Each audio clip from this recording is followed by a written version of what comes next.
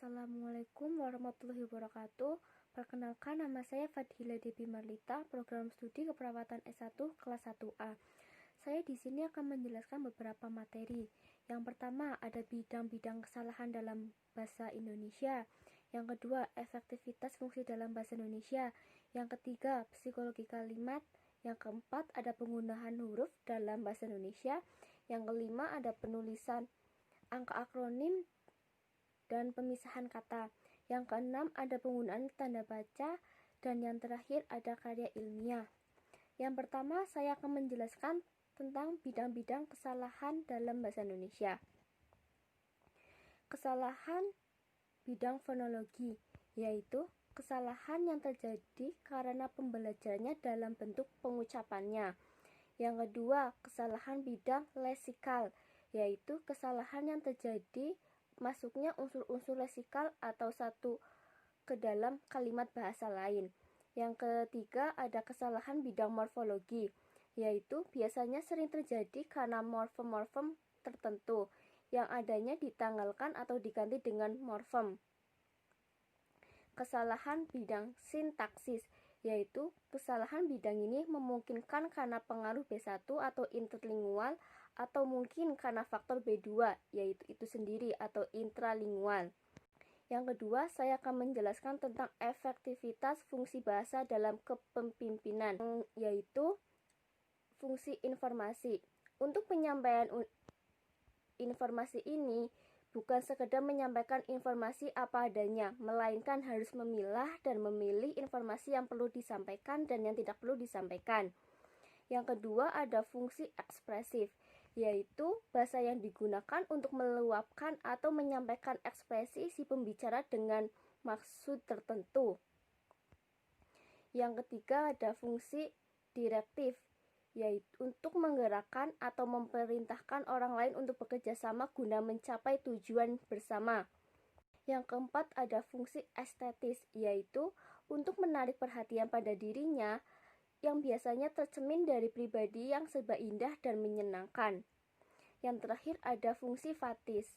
Fungsi ini sangat diperlukan agar pembicaranya dapat diperhatikan oleh audiens dan pendengar yang dengan baik. Yang ketiga, ada psikologi kalimat. Dalam psikologi kalimat ada kalimat yang berputar-putar. Kalimat berputar-putar yaitu kalimat yang susah dicermati sehingga dapat menyebabkan pembaca atau pendengarnya sulit untuk memahami dari kalimat tersebut. Yang kedua, ada kalimat tidak gramatikal. Kalimat ini sering kita jumpai dalam kehidupan sehari-hari, seperti artikulasi kata yang kurang jelas, bunyi pelafalannya kurang baik, dan yang terakhir, ketidaklancaran dalam berbicara. Dan yang ketiga, ada kalimat-kalimat menyakitkan hati. Seseorang yang sering bicaranya menyakiti hati orang lain menandakan bahwa orang tersebut sedang mengalami gangguan emosional. Yang keempat, saya akan menjelaskan penggunaan huruf dalam bahasa Indonesia. Yang pertama, ada huruf kapital.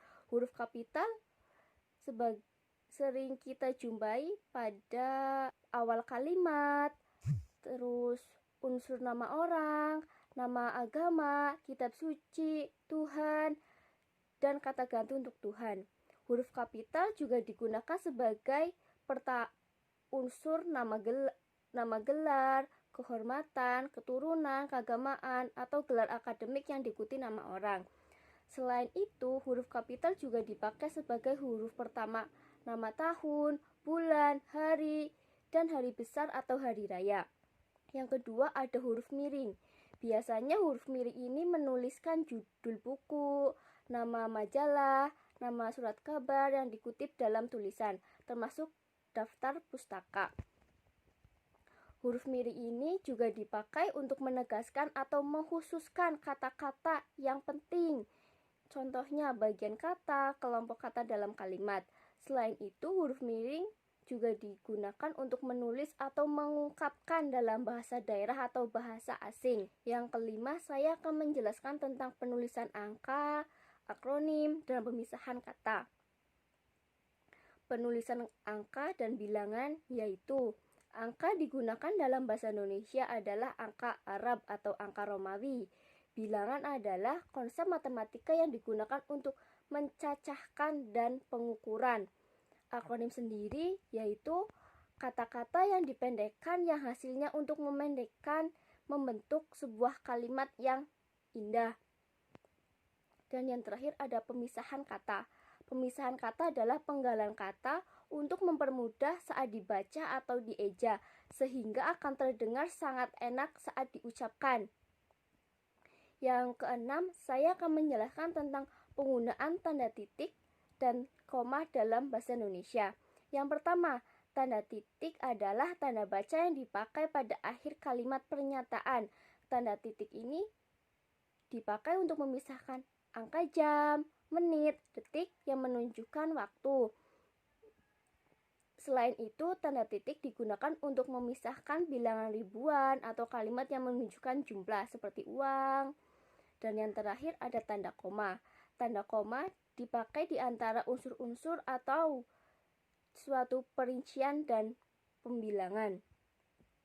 Tanda koma sendiri sering dipakai sebelum kata hubung, terus memisahkan anak kalimat yang mendahului induk kalimatnya, dan masih banyak lagi. Yang terakhir, saya akan menjelaskan karya ilmiah. Karya ilmiah adalah karya tulis atau karya seni yang dibuat atau dikerjakan sesuai dengan tata cara ilmiah dengan mendasarkan diri pada adanya permasalahan, hasil kajian teori, serta adanya metode tertentu. Bentuk-bentuk karya ilmiah dibagi menjadi beberapa macam, seperti makalah, artikel, dan laporan penelitian. Sifat-sifat karya ilmiah sendiri itu terbagi menjadi beberapa macam, seperti logis, sistematif, objektif, dan tertata. Di sini logis dijelaskan sebagai karya ilmiah yang dapat diterima oleh logika atau bisa diterima dengan akal sehat. Sedangkan yang sistematis adalah karya ilmiah yang tersusun baik seperti konvensi yang telah disepakati atau ditetapkan. Selanjutnya ada objektif, yaitu karya ilmiah yang didasarkan oleh fakta-fakta dan data-data yang asli atau empiris. Dan yang terakhir ada tertata, adalah karya tulis ilmiah yang ditulis menggunakan aturan penulis dengan konservasi kepenulisan ilmiah. Mungkin cukup itu yang saya dapat sampaikan. Mungkin selama menjelaskan materi kurang lengkap, kurang detail, masih banyak kesalahan, saya mohon maaf. Sekian dari saya, terima kasih.